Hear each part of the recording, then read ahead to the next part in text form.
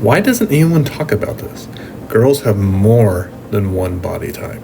And the best way I can come up with to explain it is show you some examples for possible body types that I hope will inspire you to create your own body types when you draw anime girls.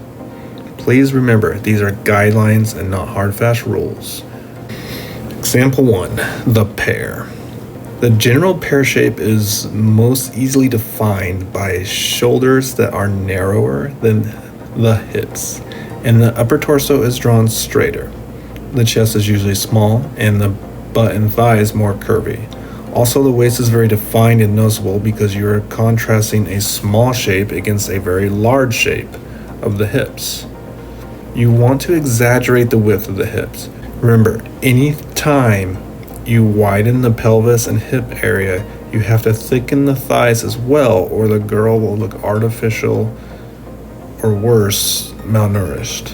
Number 2, the slender tender.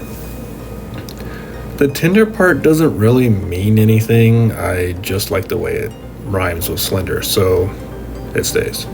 The slender girl has a narrow frame throughout the body. The transition from ribcage to pelvis is usually gradual. The chest tends to be smaller but doesn't have to be. Also, the shoulders and neck will be slimmer than other body types. Number 3, the apple.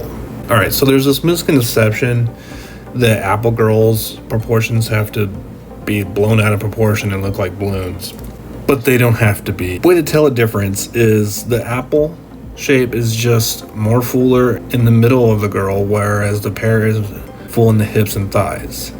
Apple girls tend to have more chubby hands and feet than pear girls as well. And if you're going to make them, chubbier, give them a horizontal belly button so the abs feel less defined. Number 4, the leggy. The leggy girl feels like all legs because, quite frankly, she is. You draw a standard size torso and then lengthen the legs. It looks more appealing if you increase the length mostly through the calves, but it is still okay to break the legs down into halves. Make sure the arms are slightly shorter though, so they feel more natural and not like monkey arms. Number 5, the rectangle body type looks like a tube. This girl tends to have narrow shoulders, small waist, and narrow hips. So no part of the figure is overly defined, which makes it feel flat. Number 6, the athletic. The most obvious thing about the athletic body type is the muscles are more defined. You show this by drawing more sharper angles than curves. You want to emphasize certain muscles like the abs and shoulders. But remember, when you're drawing women, less is always more. So don't go too overboard with your lines if you want characters to still feel like anime girls. And like I said, these are just some body types to get you started and just guidelines. Okay, what do all these body types have in common? Well, except for the fact they're all girls, I am using the same geometric shapes for all of them. So once you learn the core 3 shapes of the torso, then you can manipulate and vary the scale of the shapes in relation to each other to draw any female body type you can possibly imagine. But if you want your anime girls looking even better, you need to be able to draw a good face.